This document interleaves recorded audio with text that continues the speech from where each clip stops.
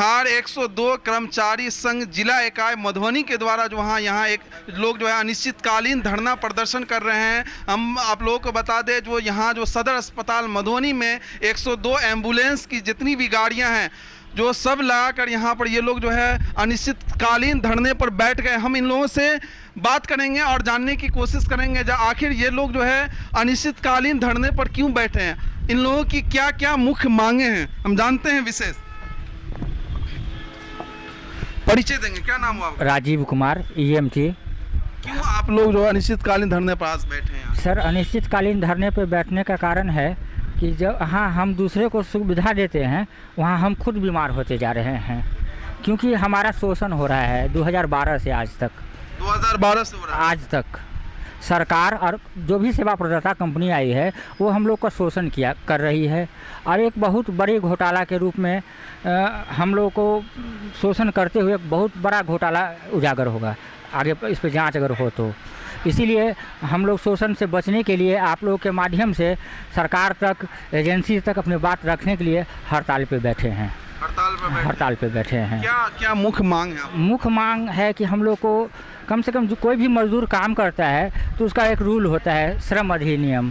तो श्रम अधिनियम के तहत हम लोग का वेतन भुगतान हो। अगर परिचय पत्र कोई कंपनी में हम ज्वाइन हैं तो हमको पहला आइडेंटिटी होता है कि परिचय पत्र, जो परिचय पत्र मिलना चाहिए, ज्वाइनिंग लेटर मिलना चाहिए। ESI में जो पैसा हम दूसरे को सेवा देते हैं तो अस्पताल जा कर के इलाज कराती है, लेकिन हम लोग को कहाँ इलाज कराने जाएंगे? ESI कार्ड भी रहेगा तब इलाज कराने जाएंगे ना। तो आज तक ESI कार्ड नहीं मिला है। PF में मेरे अंश का जो हिस्सा कटता है वो भी समय पे जमा नहीं होता है और कंपनी के द्वारा जो देना है वो तो छोड़िए, वो तो कभी मिला ही नहीं, कभी भी नहीं मिला। और ESI PF पे स्लिप हम लोग को आज तक पता ही नहीं है कि हम लोग का वास्तविक सैलरी क्या है।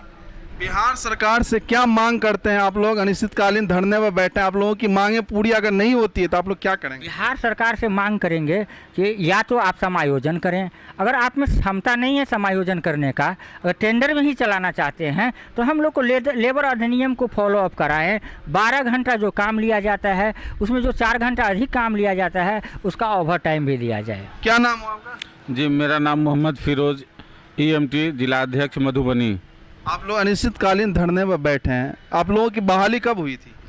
हम लोगों की बहाली वैसे तो 2012 में हुई थी, लेकिन उसके बाद ये जो अभी तत्काल में सेवा प्रदाता कंपनी ये 1 साल पहले 2017 में आई तो साझा में चल रही थी। अभी 2023 से ये सिंगल अपने अकेले चला रही है। क्या नाम है? परिचय। भगवान जी मिश्रा, 102 एम्बुलेंस कर्मचारी।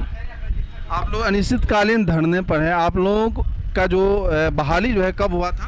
देखिए, हम लोगों का एक्चुअली बहाली कंपनी के थ्रू हुआ था 2012 में। उसके बाद कुछ दिन जिला स्वास्थ्य समिति में चले, उसके बाद 2017 में PDPL एंड सम्मान फाउंडेशन आया, 2023 में पुनः फिर PDPL आ गया है।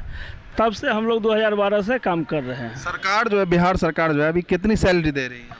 देखिए, बिहार सरकार हम लोगों को सैलरी नहीं देती है। बिहार सरकार जो कॉन्ट्रैक्ट में PDPL को दिया है, सेवा प्रदाता कंपनी जो है, वो हम लोगों को चालक को 8200 और EMT को 9200 रुपया सैलरी महीना देता है, वो भी टाइम पर में नहीं देता है। NGO के माध्यम से आप लोग? जी, NGO के माध्यम से हम लोग हैं। सरकार और कंपनी के दोनों के मिली भगत से हम लोगों को शोषण होता है। क्या आगे क्या आप लोगों की रणनीति रहेगी? देखिए, हम सरकार से माननीय मुख्यमंत्री, स्वास्थ्य मंत्री और प्रतिपक्ष के नेता तेजस्वी प्रसाद यादव से ये कहते हैं जो युवाओं को रोजगार दें।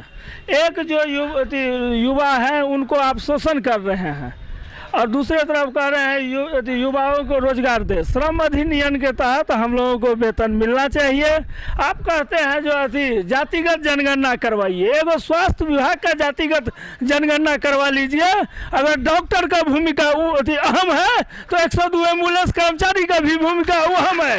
इसलिए जो हम लोग गाँव गाँव में जाके मजदूर वर्ग के जो है, महादलित हैं या जो भी है उनके घर पे जाके उनके बीवी बच्चा या बूढ़ा या रोड पर में लावारिस एक्सीडेंट होता है उसको उठा करके सदर अस्पताल या बगल के जो हॉस्पिटल है वहाँ पहुँचाते हैं। उस टाइम में उस लावारिस को घर परिवार का कोई सदस्य नहीं रहता है।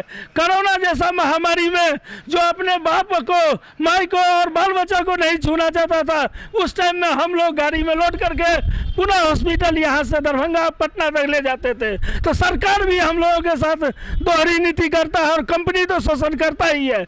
और विपक्ष में जो बैठे हुए हैं हमारे तेजस्वी प्रसाद यादव, वो कहते हैं जो जाति आधारित जनगणना करवाइए।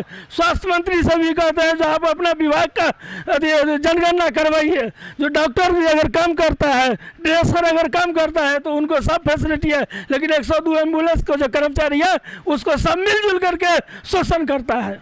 कहीं न कहीं जो इस सब के लिए जो है कौन जिम्मेदार है? देखिए इस सब के लिए कितना हम बताएंगे, सबके सब जिम्मेदार हैं। अगर सरकार इस तरह का नीति ठेका प्रथा नहीं करेंगे तो फिर हम लोगों का भविष्य सुधर जाएगा।